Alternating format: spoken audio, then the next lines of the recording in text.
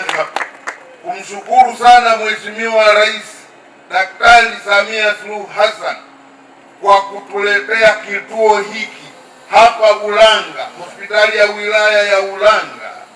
Iko mitambo kama hii nadhani 13 nchi nzima ambayo Mheshimiwa Rais mwaka 2023 aliagiza ijengwe, na niwaambie tu Mungu alivyo wa ajabu. Mwaka huo wa 2023 wakati hii mitambo inaanza kujengwa, mimi ndiye niliyokuwa katibu mkuu wa TAMISEMI. Tumeongea na Mheshimiwa Salim, tumekubaliana kwamba badala ya kwenda kujenga hospitali mahali pengine, tutaendelea kuimarisha hospitali hii hapa. Yaliletwa majengo matatu, na leo hii mimi ninawaambia Mheshimiwa Rais Daktari Samia Suluhu Hassan amenielekeza nije hapa nikiwa na shilingi bilioni 1.25 kwa ajili ya ujenzi wa vitu vinne. Jengo la kwanza litakalojengwa hapa ni jengo la dharura kwenye hiyo hela ambayo tumekuja nayo.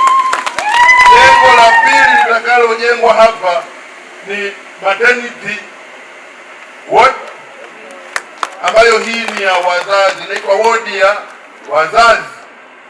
Itajengwa hapa clinic ya watoto, na vile vile tutajenga uzio kuzunguka. Utakuja kwa ajili ya mtambo huu wa oxygen na kupatia gari pale kama alivyosema mkuu wa wilaya, na kwa sababu tuna safari ndefu kidogo, najua tuna maneno kwa ufupi tunataka tuseme hapa, lakini Mheshimiwa Waziri, karibu sana tuseme na wadau hapa kwenye hospitali kuhusiana na kituo hiki. Mimi cha kwanza nikupongeze sana Mheshimiwa Waziri, kama vile ambavyo umesema, lakini pia umenivumilia na usumbufu wangu. Kila siku nilikuwa nakusumbua kwamba bana tunahitaji hospitali ya wilaya, na hili ambayo tumekuja kulifanya leo ni mwanga kwa wanaulanga, kwa sababu hospitali hii itakuja kuhudumia wananchi wengi sana wanaotoka maeneo ya mbali kama Mwaya, Ilonga, ambako walikuwa wakifika hapa wanapitiliza kwenda Ifakara. Sasa leo kwa kuboresha hospitali hii, bado tunaamini kwamba huduma zitaboreshwa na wananchi wanaotoka kule watakuja kutibiwa wakiwa hapa. 30 kama hakuna daraja. Naongea na cheka hivi kiutani, lakini nitaondoka na cheo na wanavisubiri wengi. Haya bwana, Mheshimiwa mkuu wa mkoa. Mimi niseme tu kwamba